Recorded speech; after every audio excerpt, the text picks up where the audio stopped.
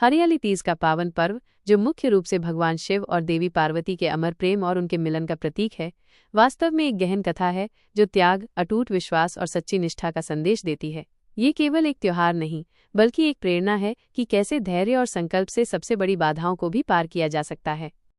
पौराणिक कथा के अनुसार देवी पार्वती, जिन्हें पूर्व जन्म में सती के नाम से जाना जाता था, ने दक्ष प्रजापति के यज्ञ कुंड में स्वयं को भस्म कर दिया था, क्योंकि उनके पिता ने भगवान शिव का अपमान किया था। अगले जन्म में उन्होंने पर्वतराज हिमालय और मैना देवी के घर जन्म लिया। बचपन से ही उनका मन भगवान शिव में रम गया था।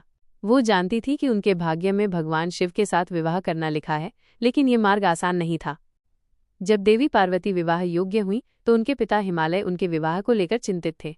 इसी बीच देवर्षि नारद हिमालय के पास आए और भगवान विष्णु के लिए देवी पार्वती का हाथ मांगा। हिमालय इस प्रस्ताव से बहुत प्रसन्न हुए, क्योंकि भगवान विष्णु त्रिलोक के पालक थे और उनका मानना था कि देवी पार्वती का विवाह ऐसे महान देवता से होना चाहिए। उन्होंने बिना सोचे समझे नारद जी को अपनी सहमति दे दी। जब देवी पार्वती को इस बात का पता चला तो वो हताश हो गई।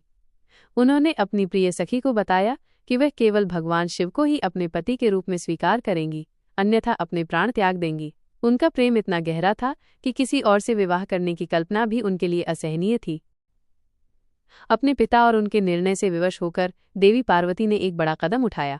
वो अपनी सखी के साथ बिना किसी को बताए घर छोड़कर एक घने और दुर्गम वन में चली गईं।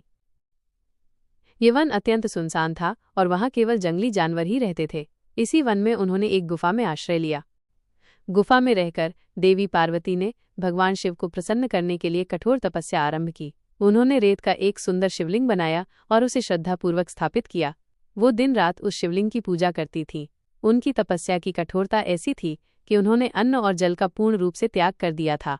पहले उन्होंने केवल सूखे पत्ते खाकर गुजारा किया, फिर उन्होंने पत्तों का भी त्याग कर दिया और अंत में केवल हवा पीकर ही तपस्या करती रहीं। उनकी ये तपस्या, जिसे अर्निका व्रत भी कहा जाता है, 108 वर्षों तक चली। इस दौरान वो भीषण गर्मी, कड़ाके की ठंड और मूसलाधार बारिश सबको सहती रहीं, लेकिन उनके संकल्प में जरा भी कमी नहीं आई। उनकी तपस्या की अग्नि इतनी तीव्र थी कि उससे केवल वन ही नहीं, बल्कि संपूर्ण ब्रह्मांड में हाहाकार मच गया। देवताओं को भी ये आभास हुआ कि कोई महान आत्मा अपनी तपस्या से तीनों लोकों को प्रभावित कर रही है। भगवान शिव, जो कैलाश पर्वत पर समाधिस्थ थे, देवी पार्वती की निष्ठा और तपस्या से अत्यंत प्रसन्न हुए। उनकी कठोर साधना देखकर भगवान शिव स्वयं देवी पार्वती के सामने प्रकट हुए। उनके दर्शन पाकर देवी पार्वती की आंखें भर आईं और उनका हृदय आनंद से भर गया। भगवान शिव ने देवी पार्वती से पूछा, हे देवी, तुम्हारी इतनी कठोर तपस्या का क्या कारण है? तुम क्या चाहती हो? देवी पार्वती ने विनम्रतापूर्वक लेकिन दृढ़ता से उत्तर दिया, हे महादेव, मैं आपको अपने पति के रूप में पाना चाहती हूँ। मैंने अपने मन में आपको ही अपना आराध्य और जीवन साथी मान लिया है। यदि आप मुझे स्वीकार नहीं करेंगे तो मैं अपने प्राण त्याग दूंगी। देवी पार्वती के इस अटूट प्रेम और विश्वास को देखकर भगवान शिव भावुक हो उठे। उन्होंने देवी पार्वती की निष्ठा और त्याग को स्वीकार किया और उन्हें अपनी पत्नी के रूप में स्वीकार करने का वचन दिया।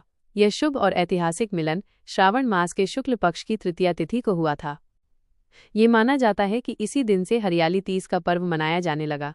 अविवाहित कन्याएं इस दिन व्रत रखकर भगवान शिव और देवी पार्वती की पूजा करती हैं, ताकि उन्हें मनचाहा और योग्य वर प्राप्त हो। वहीं विवाहित महिलाएं अपने पति की लंबी आयु, सौभाग्य और परिवार की सुख समृद्धि के लिए ये व्रत रखती हैं। हरियाली तीज का त्योहार सिर्फ एक धार्मिक अनुष्ठान नहीं है, बल्कि ये प्रकृति की हरियाली, नारी शक्ति और जीवन के पुनरुत्थान का भी प्रतीक है। इस दिन महिलाएं हरे रंग के वस्त्र धारण करती हैं, 16 श्रृंगार करती हैं और झूले झूलकर आनंद मनाती हैं। यह पर्व हमें सिखाता है कि सच्चे प्रेम और दृढ़ संकल्प से जीवन में कुछ भी असंभव नहीं है।